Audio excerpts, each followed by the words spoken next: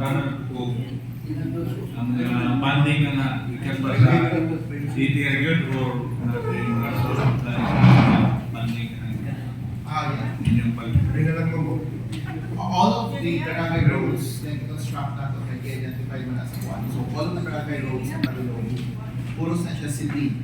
While ang provincial road na ay gamay na portion, it really puluan mo na sa provincial government. Pero majority of the roads na Palulong sa barangay, puros yun malana sa city. Thank you. Sa soil analysis, Mayor.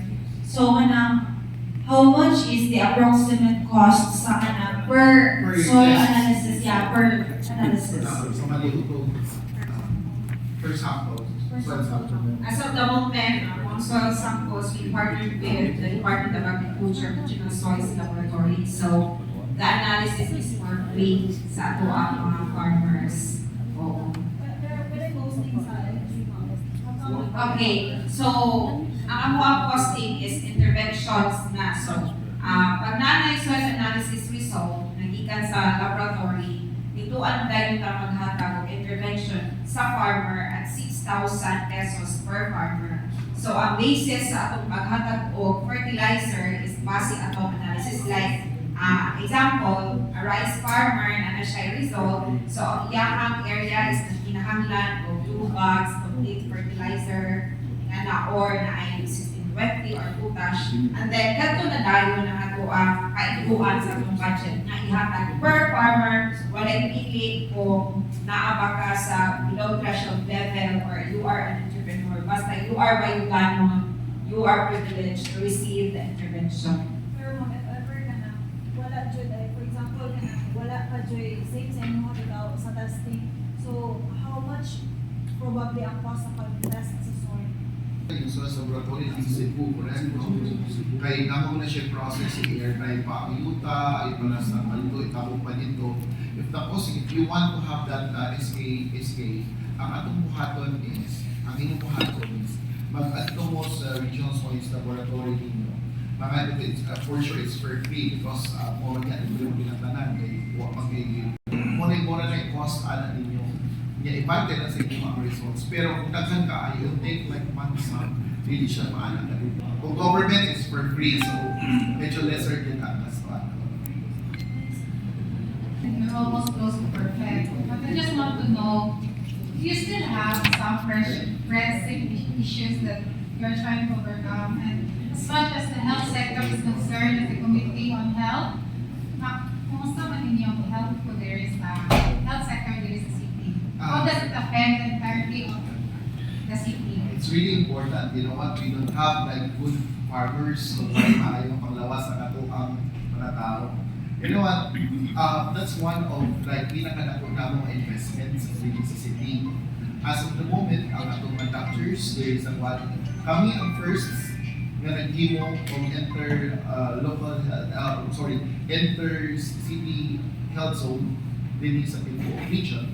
Ang amo ang mga doctors, wala siya nakacentralize sa central nato na health station. Naa siya sa mga barangay na station. So naa sila yung mga health stations na nasa barangay. And they do consultations. Even karon, as we speak, naantay mga daghan nga deploy dito ang mga doctors and nurses. Unya kanina to ang mga pasyente nga diagnose sila o hypertension o diabetes. Kung kani sila ato di sila ihakadan og tambal nga for free. Wala sila ibayad. So gihatag na is for free unya dili na sila adto dito sa health center. Ang mga young personnel nato moabot sila sa ilang mga barangay kay sa ilang yung mga balay kay para ihabot ang ato ang mga tambal maintenance drugs na. So and second, sa atong nutrition program, mo po na kami tutukan because we keep online, pero yun ako tutukan yung nutrition program natin sa city. So mo nang ako i-challenge na kung na ay awhag ang NNC, appeal mo dito sa pagpa-evaluate kaya para mag-gauge ninyo, tanawan ninyo kung performing ba ang inyong mga BNS, ang inyong mga BHWs dito sa inyong mga barangay. Sa barangay Manggot, ani man ang mga uso sa barangay sa una, nagkakura ba yung munisipyo? May 67 kahok yung barangay. Lord, abang, naliman ka ng 67 ka makapitan ng istorya. Pero, kailan 67 ka po, dito na sa po, haliday ka sa mga barangay din sa Mayula. Pag-abot na ako dito sa barangay, apil na sa akong pagpakta sa una, kalagi ng Vice Mayor na abot ni mga na ay ato ang mga BHWs na magtapok sila dito sa barangay health station. Sa center ba? Kaya magulat dito sa nurse nila kung abot. Dito sa amo kaya daghan mo rin saging, kaya daghan na ako'y ginamos na ipalit sa merkado, palengke. Pag sige na sila ana-ana dito, magulat-ulat sa ilang kuwan. Papaman ang nurse, Unya, pagputang din sila, sige mong tudlo, bawal ang parat. Bawal mo inom ka ng kuhan. Pagkasawang taon ang iyong mga BHW, tukan tapok sila dito sa Israel, kaukaw ng parat, sige inom ko. Moto ka akong ingat, encourage na ako ang mga barangay officials na may pakapitan. Nga ang purpose mo sa BHW, ang ratio po sa BHW sa coverage is 1:20 households. Ang usa ka BHW, 20 ka households dapat ang iyahang libuton.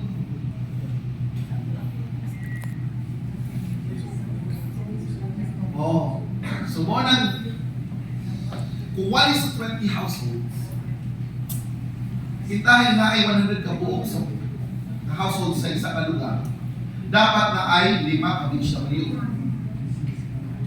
Tanawan yung data sa CBMS kung pila ka buok sa isa ka barangay. Mo na yung recommend dito sa barangay captain. Naman may 100 ka households ka, maghimo ka og 5 ka buok BHW, kaparamuon ni mo tuyo. So katong 5 dayon, based dito sa BHW na naman sila balakot karon ng ipasa kung saan pag-hire ang BHW. Dapat trained na siya daan before siya musulod as BHW. Dili kayo mo-invest ang munisipyo o ang syudad na mahimo siyang BHW kung saan pa siya i-train. Dili dapat trained na siya daan prior his or her appointment sa barangay.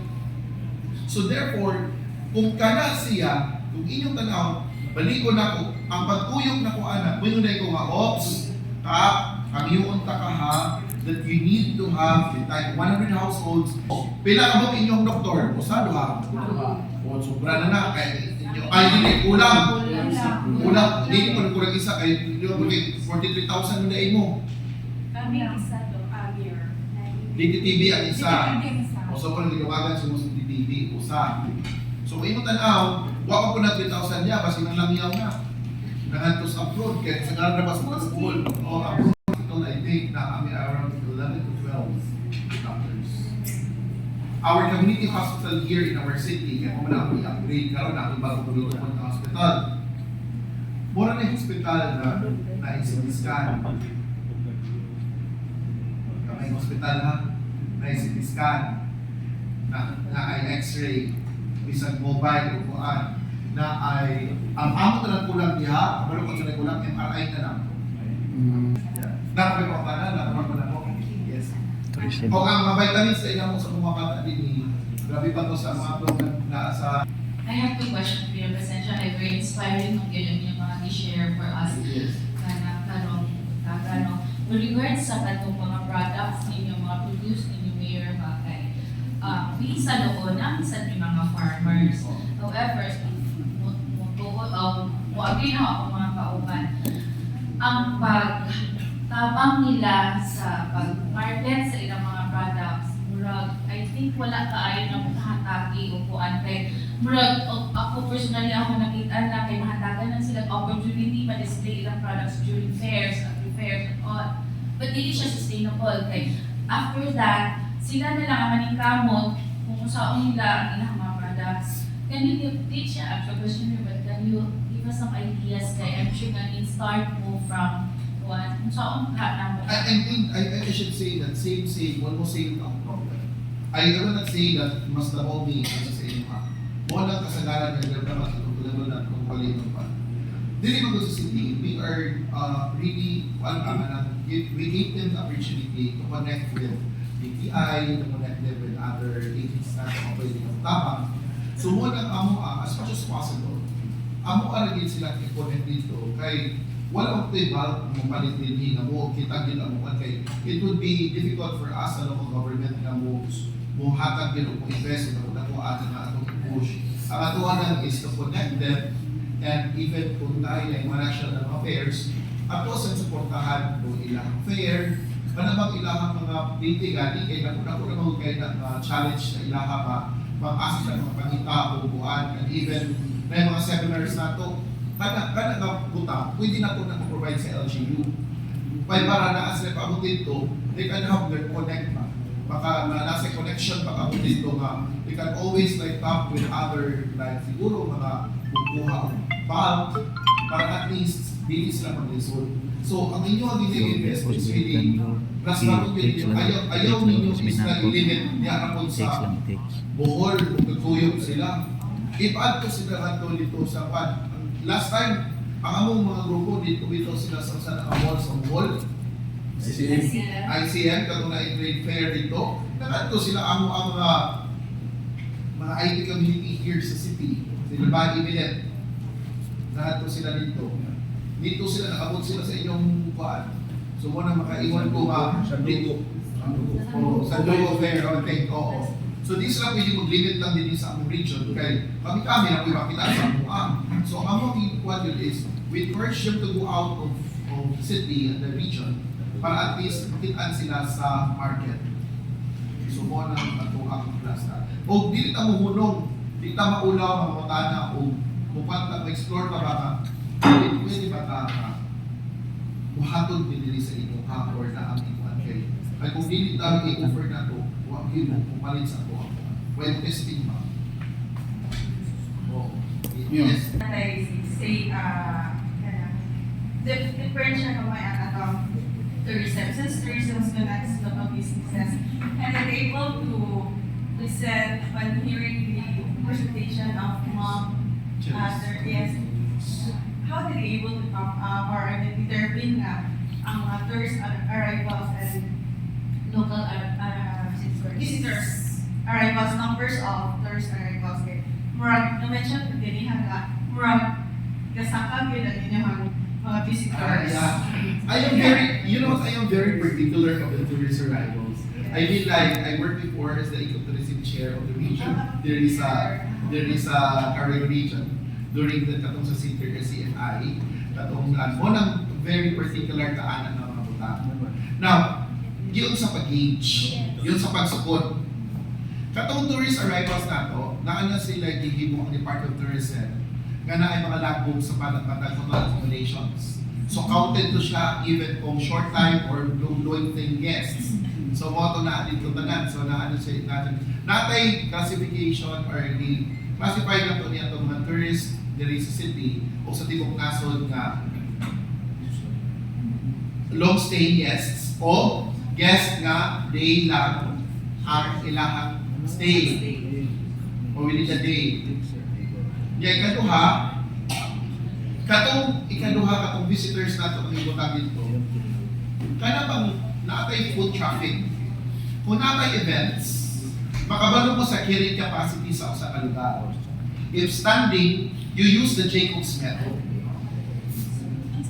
Jacobs method, I mean like, if first pair, pagtindog, kung pila ka buok ang imuhang, pila ka tao ana sa isang lugar, ma-identify, ma-determine mo na kung pila ka buok ang tao na naa dito sa lugar.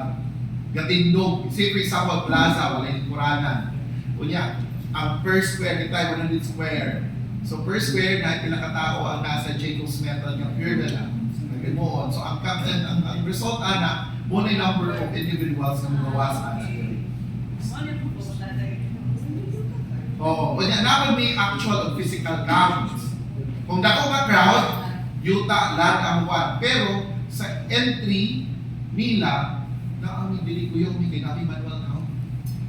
For security reasons also. So, pag sunod nila, ang mga entrance determined na, I think it should be better that katong pari, katong last na katong kabalo sila para makita katong slides katong galing sa kahibunan.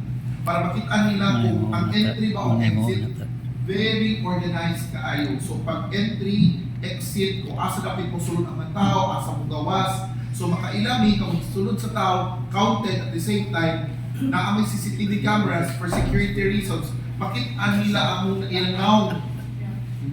Diba sa magbinuang sila sa sulod. So dali na mo siya ma-identify.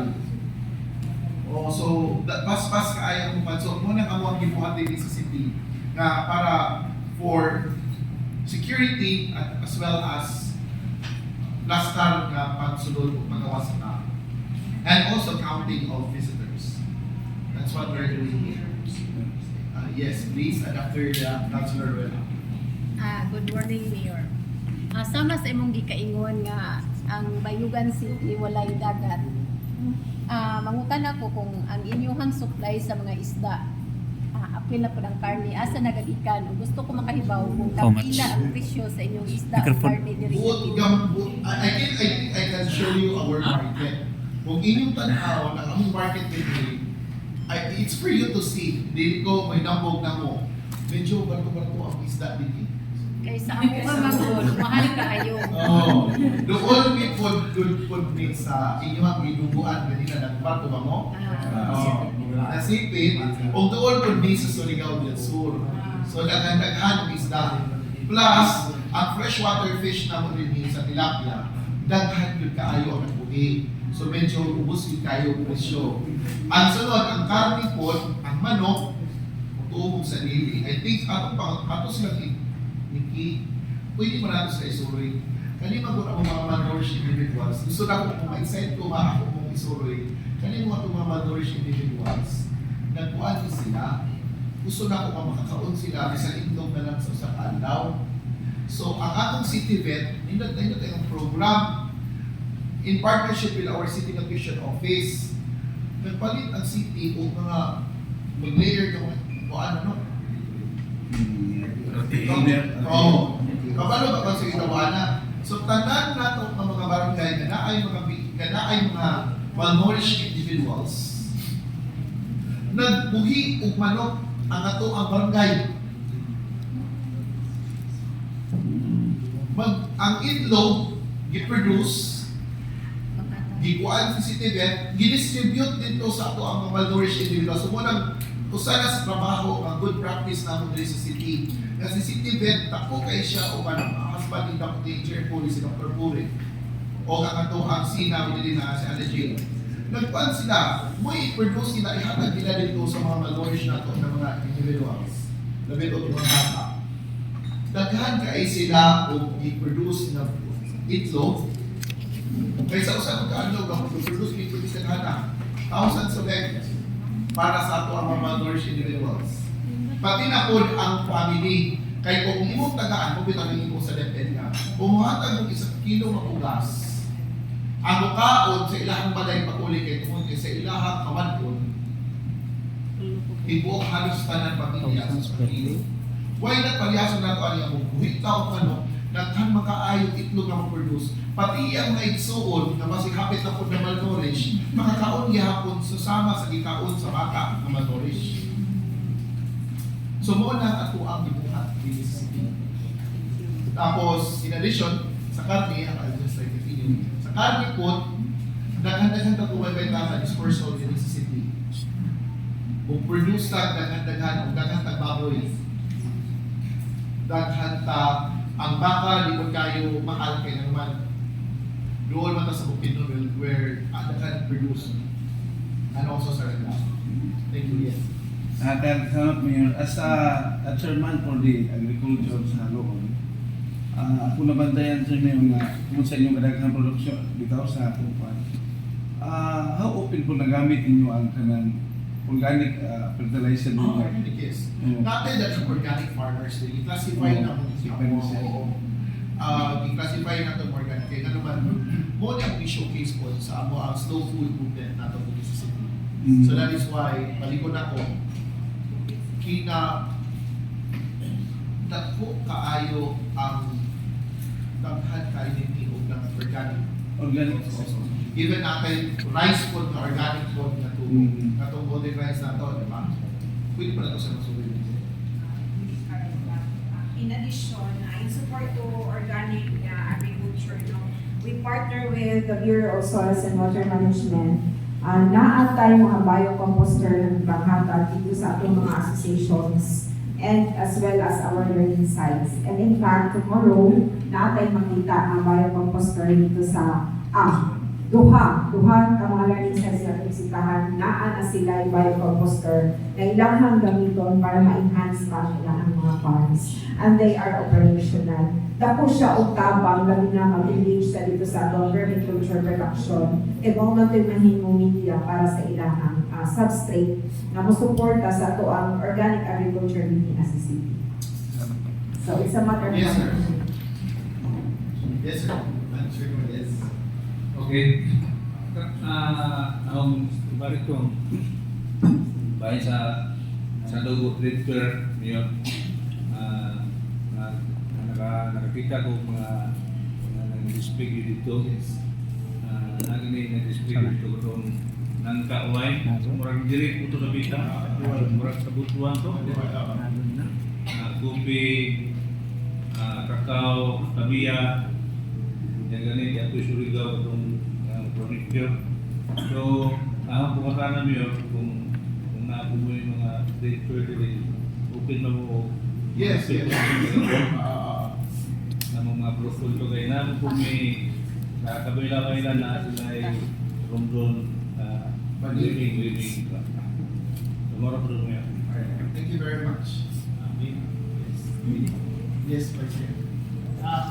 Follow-up question lang to sa KAB regarding sa tanang simento sa tanang kabarangayan sa Bayugan.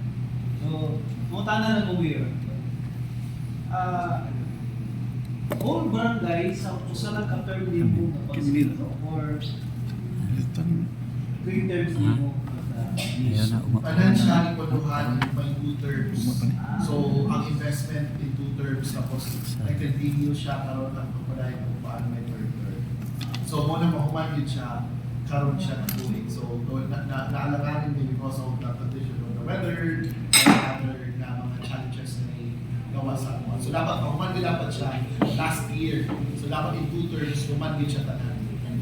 But karoon siya tuwing, yun na mo. So, istorya mo ka bakit sa National Highways nimo ba? So, siguro ako nang ipaabot ang imong mo regarding sa ato National Highway pamayo tarong isinito ko ako man Brad sa community na inyong district engineer karon si Ben Sernas. Apil ba na inyo to? Hindi yata si Sir nasa ako lang dito. Sa second yata siya. Sa second. There are 2 districts here. District 1 and 2. Yes. Last question na lang po. Yes, yes. Back to kung siya mong diary about sa CUP.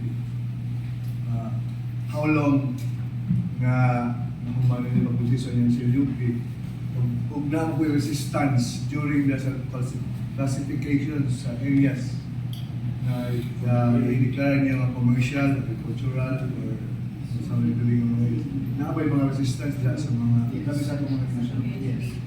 Ang preparation sa CLUP, hindi siya human pa, hindi siya dapat sundan sa maingon tama katulad mismo na time na kailangan natin siya i-update. Kano sa ayong last na CLUP? Expire na kung 2012. 2012? Hindi, kung ano na nag-zuling ordinance na. Okay. Sa amo si balik-balik ulo sa ang sekretary doon sa Pilipinas. Kaya na mga technical na mga kuhaan mo, ano ba rin siya sa road. Kaya lang ipaot ko na sa dato needs, ipaot ko na sa dato need. Because, you know what, may namin natay mag-check din taong sakto. Kaya it's really for, kaya kung pag-abot dito, when we present that to the people, kung hindi natin magpapagod din sakto, muna yung na na-agree mo ko ang kontra. While kung basta natin na, say for example, katuwa it took us like a year at the test on the last time. Katuwa ang CLUP preparation nato, 1 year dito. So, 1 year. 1 year preparation. So, pero ito no, updating na lang to. Tires, Oo. Oo. Kita na gan muna eh. Kita na muna eh. Different time. 1 year ang presentation. Kita na ang pag-approve dito sa sanggunian nila lista. Updating ka rin, updating. Katong lahat ako na si LUP. First year ako.